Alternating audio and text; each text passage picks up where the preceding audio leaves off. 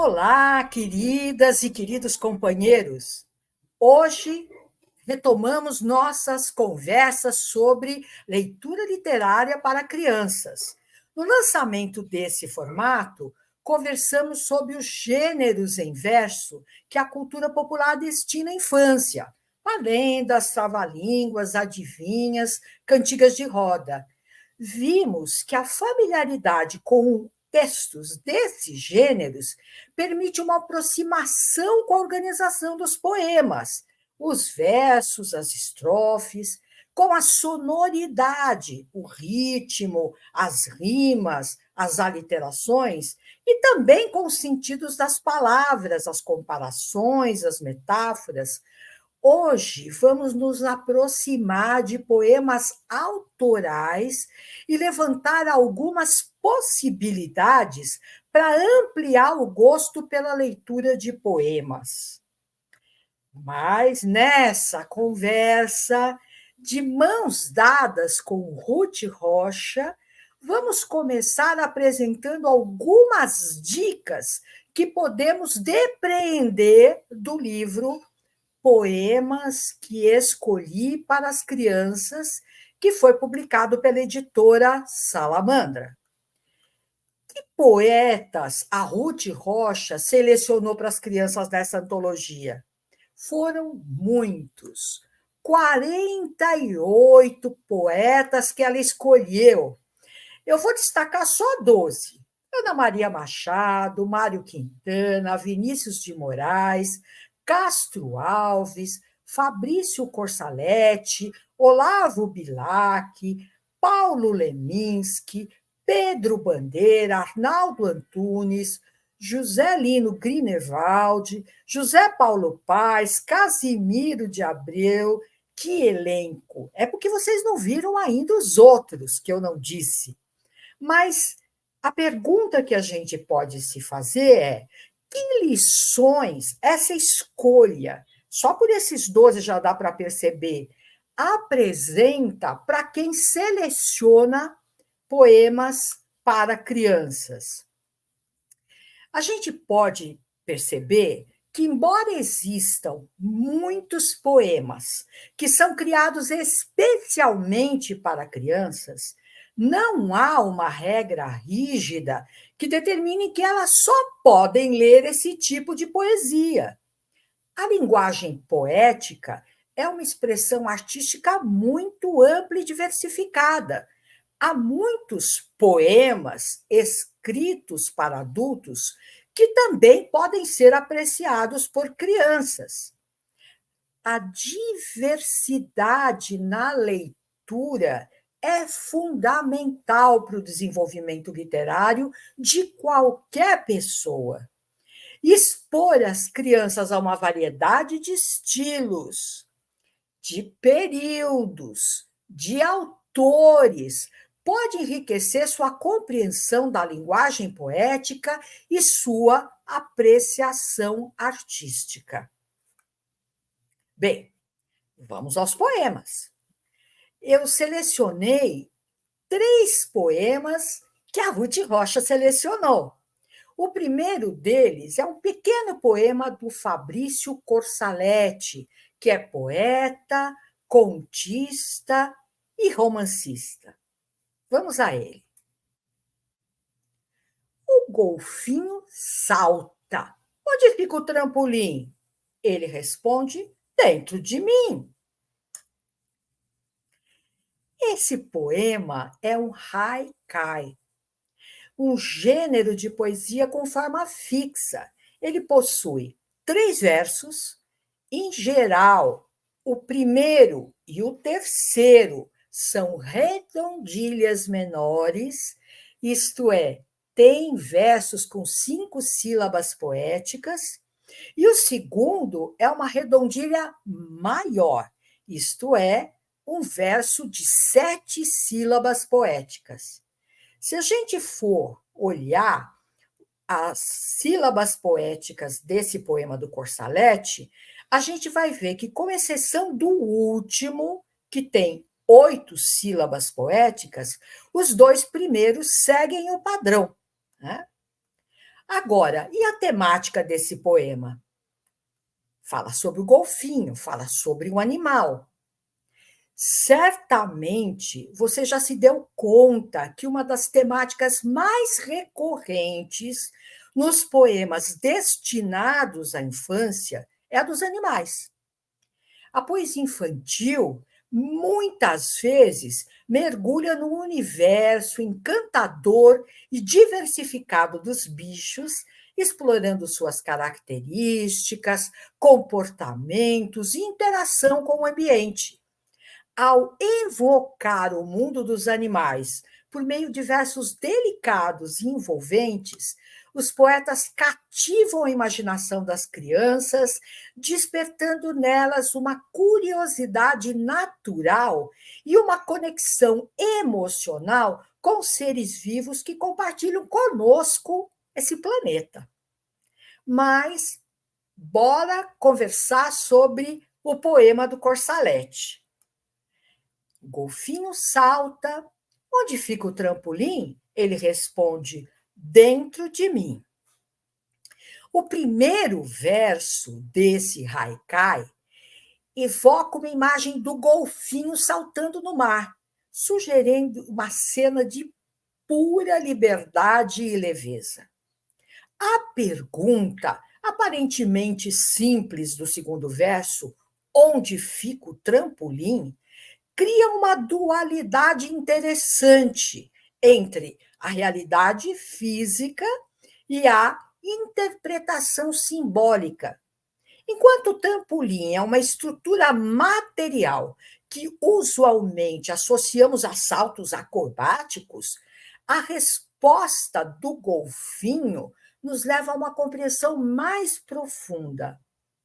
Dentro de mim, o trampolim, símbolo de impulso e movimento, é encontrado não em um objeto externo, mas dentro do próprio golfinho. Isso pode ser interpretado como uma metáfora da força interior e da capacidade de superação que reside dentro de cada um de nós. Quanta coisa dentro de apenas 3 versos. Lindo, né? Bom, bora para o segundo. Agora vamos selecionar um poema de Olavo Braz Martins dos Guimarães Bilac, poeta parnasiano que se orgulhava de ter um nome formado por um decassílabo. Olha só. O poema ele foi publicado em 1901, lá no comecinho do século XX. O livro se chamava Poemas Infantis. Dê uma olhadinha na capa dele, como é que era. Que poema desse livro a Ruth selecionou? A boneca. Deixando a bola e a peteca com que ainda há pouco brincavam, por causa de uma boneca, 2 meninas brigavam. Dizia a primeira: é minha! É minha! A outra gritava. E nenhuma se continha, nem a boneca largava. Quem mais sofria, coitada, era a boneca. Já tinha toda a roupa estraçalhada e amarrotada a carinha. Tanto puxavam por ela que a pobre rasgou-se ao meio, perdendo a estopa amarela que lhe formava o recheio. E, ao fim de tanta fadiga, voltando a bola e a peteca, ambas, por causa da briga, ficaram sem a boneca. Pois é, ficaram sem a boneca. Bem, a boneca é um poema narrativo, pois ele conta uma história, né? Poemas narrativos podem variar amplamente em termos de extensão e complexidade. Alguns podem ser curtos e simples, enquanto outros podem ser longos, elaborados, com tramas intricadas. Além disso, os poemas narrativos podem ser escritos em uma variedade de formas métricas e estilos. Em A Boneca, a história é contada em 5 quadras de 7 sílabas poéticas com rimas alternadas ou cruzadas. O que isto quer dizer? Os versos ímpares rimam entre si e os versos pares rimam entre si. A trama nos transporta para uma cena comum da infância, uma disputa entre 2 crianças por um brinquedo. Na narrativa, vemos 2 meninas imersas em uma briga pelo controle de uma boneca. O conflito é retratado com uma linguagem acessível e vívida, permitindo que o leitor se identifique com a situação. Não há julgamento moral sobre as ações das crianças, mas sim uma representação franca e honesta de um aspecto da infância. Ao explorar essa experiência cotidiana, o poema convida o leitor a refletir sobre as suas próprias experiências e a considerar como se pode aprender com elas. Bem, agora vamos para o último poema que eu selecionei do livro da Ruth. É um poema do José Lino Grinevaldum. Ele é poeta, tradutor e reconhecido por ter criado poemas concretos. Acompanhe a minha leitura, mas também observem a disposição do poema no espaço. Vamos lá. Forma, reforma, disforma, transforma, conforma, informa, forma. Mas eu podia ler de outro jeito. Quer ver? Forma, informa, conforma, transforma, disforma, reforma, forma. Esse é um poema concreto que explora a sonoridade e o aspecto visual e espacial das palavras no texto. Nessa forma de poesia, a disposição gráfica das palavras, as formas que assumem na página, são tão importantes quanto o significado das palavras em si. Nesse poema concreto, a palavra forma é repetida em todos os versos, mas cada vez com um prefixo diferente, que obviamente altera o seu sentido. Re, diz, trans, com, in. Isso sugere uma progressão em que a forma inicial é modificada de várias maneiras. A disposição centralizada dos versos na página também é significativa. Ela sugere um equilíbrio e uma harmonia visual, enquanto as palavras em si sugerem uma variedade, por causa daquele acréscimo dos prefixos, uma variedade de significados e interpretações. A palavra forma é tanto o tema do poema, quanto um elemento visual que contribui para a composição estética do texto. Agora, o José Lino Grinevald não escreveu esse poema para crianças, mas elas podem apreciá-lo, não? Concordo com a Ruth. Bem, vamos agora para uma segunda parte aqui da nossa conversa. Vamos tirar algumas conclusões didáticas de como a gente pode conduzir o trabalho com a poesia em sala de aula. Primeiro, vocês viram que eu analisei 3 poemas que a Ruth selecionou. Como é que a gente faz para analisar um poema para crianças? A primeira coisa é, ao introduzir, é sempre interessante incentivar as crianças a lerem o poema com atenção e fazerem anotações sobre o que acharam interessante. Antes, explique o contexto básico quem é esse autor, de que obra esse poema foi extraído, de uma forma simples e objetiva. Chame atenção para a dimensão sonora do poema. Isso pode ser feito lendo o poema em voz alta, para que as crianças possam identificar padrões de rima, de sons repetidos no poema, destacando como esses elementos contribuem para a musicalidade. Chame atenção também para a dimensão lexical, a seleção das palavras.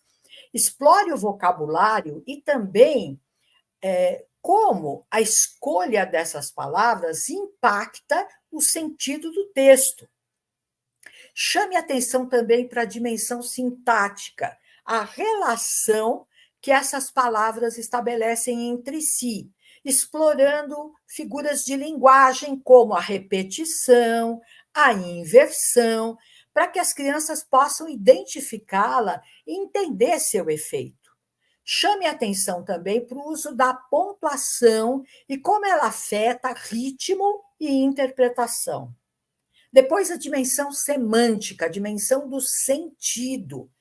Incentive as crianças a discutirem sobre o que o poema fez com que elas pensassem, que ideias elas tiveram, que sentimentos sentiram. Depois, uma dimensão crítica, uma apreciação estética, um julgamento sobre aquele poema. Estimule as crianças a expressarem suas opiniões sobre o poema, perguntando se gostaram, se acharam interessante, por quê. Permita que elas compartilhem essas interpretações e emoções, valorizando suas percepções individuais. E como é que a gente pode promover a leitura literária na escola? Quais são as boas atividades? Uma primeira é a audição de poemas. Crie momentos em sala de aula, uma atividade permanente, por exemplo, para os alunos ouvirem poemas dos mais variados modos, seja através da leitura em voz alta do professor, da leitura das próprias crianças, de uma leitura em grupo, de gravações disponíveis na rede. Isso é muito importante. Depois, comparação de poemas. Apresente poemas com temas semelhantes e peça que os alunos façam uma apreciação oral, incentivando a reflexão sobre diferentes abordagens de um mesmo tema. Ainda na comparação, é possível selecionar textos em prosa e em verso. E aí, a fábula é um gênero que propicia muitas situações para essa atividade. Porque, por exemplo, o La Fontaine escreveu suas fábulas em versos. Muitos autores traduziram, Ferreira Goulart é um deles, traduziu os poemas do La Fontaine respeitando a estrutura em versos. Outros recontaram esses poemas em prosa.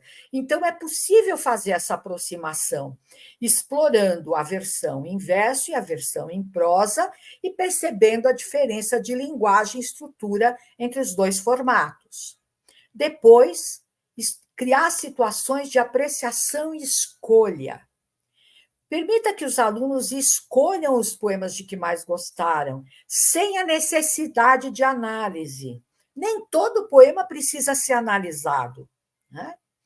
E essa escolha pode culminar tanto num sarau, em que as crianças compartilham os poemas de que mais gostam, também como uma organização de uma antologia, como, por exemplo, fez a Ruth Rocha, que, no seu livro Poemas que Escolhi para Crianças, selecionou aqueles que ela mais amava para compartilhar com elas. Espero que vocês tenham gostado dos poemas que a Ruth Rocha selecionou e dos poemas que eu selecionei, dos que a Ruth Rocha selecionou. Muito obrigada pela atenção e até uma próxima. Tchau!